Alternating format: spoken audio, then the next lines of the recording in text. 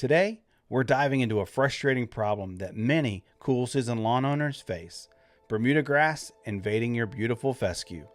Are you noticing patches of wiry, aggressive grass taking over? Well, chances are you're dealing with Bermuda grass. And while it thrives in the heat, it does not play nice with your fescue. So what can you do about it? Can you truly get rid of it? Or is this a battle you're going to fight every single season? In this episode, I'm breaking down your options, from cultural practices to chemical control, and even a nuclear option from burning it down and starting all over. So if you're tired of fighting this warm season invader, this episode's for you. Let's talk strategy and help you take back your cool season lawn. Welcome to the Lawns and Life podcast, where DIYers go to get the tips and advice they need to have a great looking lawn.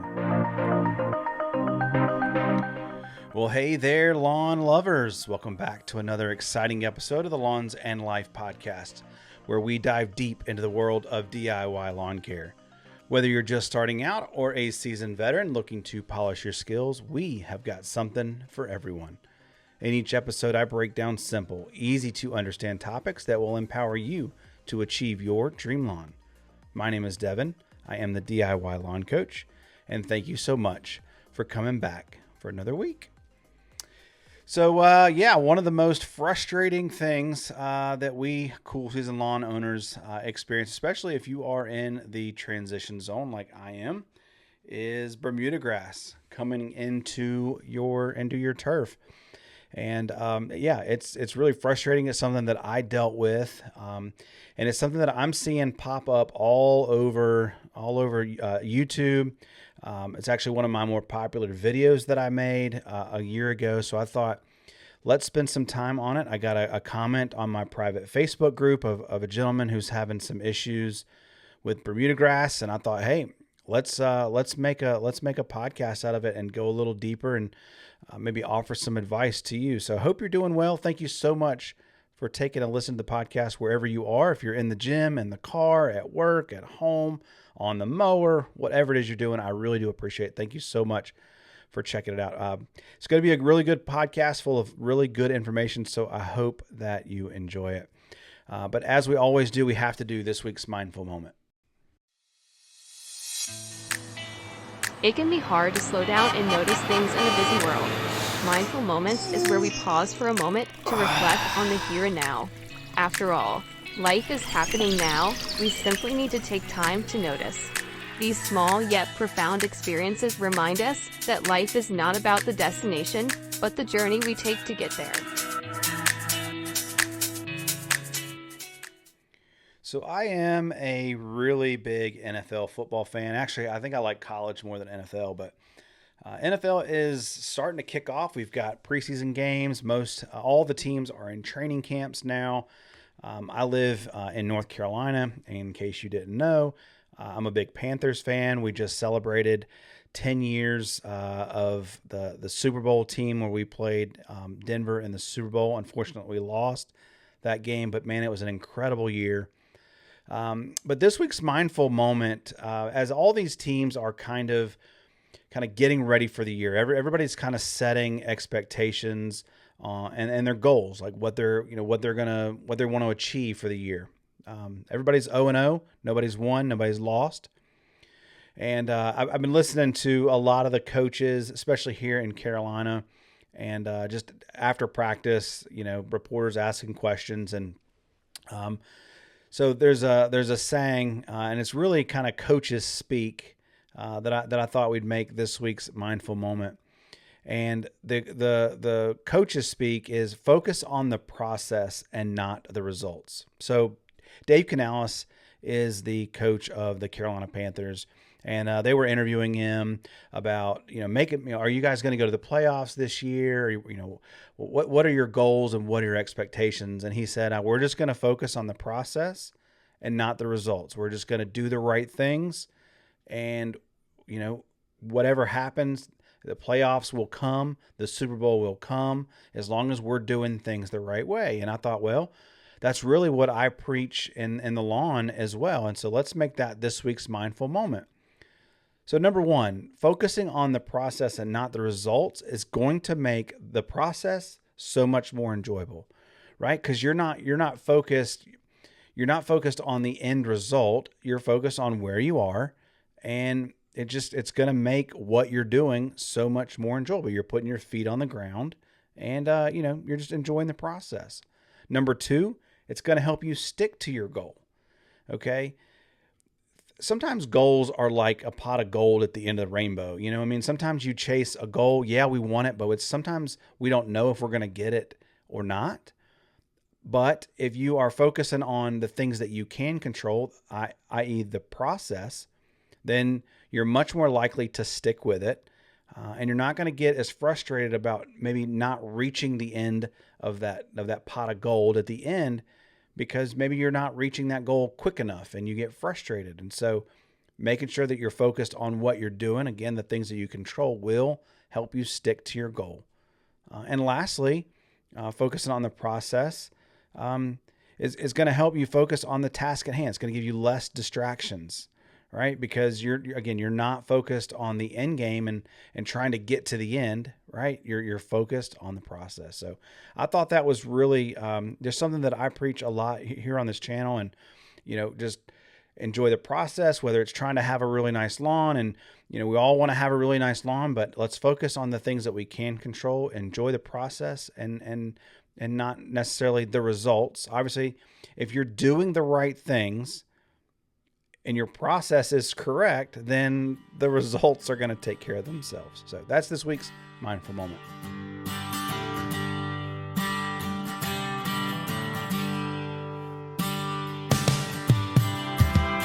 Love takes to faraway places. Love makes fools of us. All right, guys, so let's get into the meat of the podcast today. We're going to be talking about Bermuda grass in a cool season lawn. Now, here we are. It is the end of July, and many of you, especially if you live in the transition zone, are seeing Bermuda grass invading your fescue. Okay. It has a very wiry look to it. It has a much different texture than your fescue. It's growing a lot more aggressive than your fescue. If you're anything like me, just coming out of a big heat wave, the tall fescue has really slowed down. But Bermuda, on the other hand, really enjoys that hot weather and heat and humidity. And so it's popping and growing like crazy. And it just doesn't look good. I mean, at the end of the day, we want to have a really nice lawn, and we've got an intruder, and we want to get rid of it. So the question is, what can we do? Is there anything that we can do? Are we trying to get rid of it? Are we just going to manage it? And that sort of thing. So I just want to talk about it. So I had a bout with Bermuda and my fescue, and I'm just going to speak from experience and tell you exactly what I did to get rid of it. And I was actually able to get rid of it 100%. And before we moved out of that particular house, I didn't have a problem with Bermuda again. Now, I'm currently dealing with Bermuda in my side lawn, and I'm more managing it. And we'll talk about why I'm choosing to manage it as opposed to maybe some other options. So let's talk about your cultural practices first when it comes to Bermuda grass. So as I mentioned, Bermuda grass grows, it is a warm season turf. So in the summertime, it's thriving, just as our fescue is suffering. And, a weak fescue is going to make room for Bermuda, and Bermuda is known as an alpha grass. Bermuda presents a problem for two reasons. Number one, it's impossible to kill. And number two, it's almost impossible to kill. So it presents a real challenge. Okay. And we're dealing with it in a cool season turf, and it's just really, really, it's just a tough situation all around. But there are some things that you can do from a cultural standpoint. If you're okay with, you can't live with it. Mowing tall certainly helps. Bermuda grass does not tolerate shade at all. So if we have a tall fescue, we're mowing 3.5, 4.5 inches. That Bermuda gets kind of leggy. And when you mow it, you're mowing off a lot of the top growth and you're shading out. So essentially what you're doing is you're controlling it. I mean, you're not going to kill it. You're not going to get rid of it, but it's not going to like growing in those conditions. And maybe year after doing that, being consistent with that, you'll maybe knock it back a little bit. So my advice is, especially during the hot summer months, cut back on your mowing and mow tall. Bermuda grass is an aggressive grower. The more you mow it, it's Bermuda grass is one of those that the more you piss it off, the harder it goes. So mowing tall, not mowing it, letting it get leggy, right? That's a great way to control it just with some of your cultural practices. There are also a lot of products on the market that will help, they say, control Bermuda grass in a cool season lawn. I have had experience with Pilex, which is a very expensive herbicide. If you read the label, you're supposed to mix Pilex with triclopyr, and you make sequential applications in late summer going into fall. Pilex is a lot like tenacity. It will turn, or mesotrione, it will turn the grass white. It bleaches it. And you can definitely tell where you sprayed it. But I'll be perfectly honest with you. I have not had any luck with that combination actually killing it. Now, it will suppress it. It will knock it back. And honestly, that is what I do to manage my Bermuda grass now. And so the last option you have is a complete mow down and burn down and tear down and just start all over. And if I'm being perfectly honest, that's probably the best option if you want to get rid of it. Now, I have chosen to not do that. I don't have a huge problem, and I can use Pilex and triclopyr to manage it, and I'm okay with it. I don't want to go through all the effort of glyphosate and killing it all. I don't want to burn down my lawn. I don't want to do that. And so I'm willing to just manage it. So depending on how bad your problem is, you have a choice to make. If you have a lot of Bermuda grass and Pilex and triclopyr aren't going to do it. It's going to keep coming back every year. But if you have a small problem like what I do, maybe that's how you want to manage it. But the best way that I have found, bar none, that I had success with was burning Bermuda grass down. It takes 3 or 4 applications of glyphosate every couple of weeks. You got to time this out so that your seeding project, because you're going to be reseeding it. You just got to mark off that area, spray it, mow it, spray it, mow it again, spray it, and do 3 or 4 applications of Roundup or glyphosate or whatever your favorite weed and grass killer is. And even sometimes after that, the Bermuda grass comes back. Bermuda grass grows via rhizomes and stolons. So it grows not only on top of the ground, but it grows underneath the ground. So a lot of times you spray it, you kill it. And if you don't get a good spray, then it could potentially come back the following year. Then you're probably going to be using Pilex and triclopyr to kind of manage that. A tip that I'll give you, and this goes with just about any weed control that you're going to spray, don't mow 3 days before or 3 days after you spray. Give that herbicide a really good chance to get soaked in and get good contact with that Bermuda grass. Let it be tall for the first spray and then mow it down. I would encourage you to water it, let it grow. You almost want to encourage that Bermuda grass to grow so that you can then spray it again and then mow it and then water it, get it to grow, and then spray it again a couple times. And then by about the 3rd application, it'll be a dust bowl, and hopefully your Bermuda grass is dead. Of course, your fescue and everything else is going to be dead anyway. But that's really the only way that I have found to get rid of it. But again, depending on how bad your problem is going to make a decision how you manage it. If it's not a big problem, maybe you just want to go with the cultural practices. or adding Pilex and triclopyr and trying to manage it that way, knock it back. It certainly doesn't like it. Again, the big problem with dealing with Bermuda grass and fescue is, we're trying to take care of Bermuda grass at a time when our fescue is the most stressed out.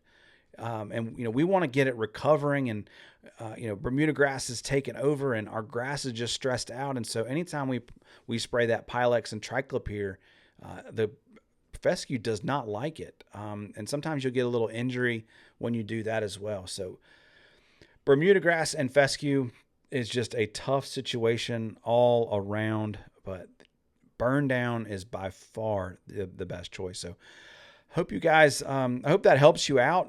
Just again, look at your situation and decide how you want to tackle it, what you feel like is best for you. But my recommendation, what I would do is burn down 3 or 4 applications of glyphosate and say a little prayer that it doesn't come back, because it sometimes will, and sometimes you get lucky. So. Well, I set out from my location with no direction or destination, a permanent vacation with not a single friend in sight. The conductor punched my ticket. He said, son, you better listen. Don't get caught up in reminiscing. You wind up going. All right, guys, so that just about does it for the podcast. Hope you found that those tips helpful. I know Bermuda grass and fescue is a real, in the words of Connor Ward, a real pisser offer. But just to let you guys know, I still am running a sale on all of my lawn plans, thediylawncoach.com. They're 20% off all the way through the middle of September 15th, to help you guys out. So if you're looking for a lawn plan, want step-by-step instructions, the renovation guide would be perfect for how to get rid of Bermuda grass. So if that's something you want to do, definitely check that out. I hope you guys have a great week. Thank you so much for coming back for another week. I'll see you guys later. My name is Devin. I'm the DIY Lawn Coach. Peace.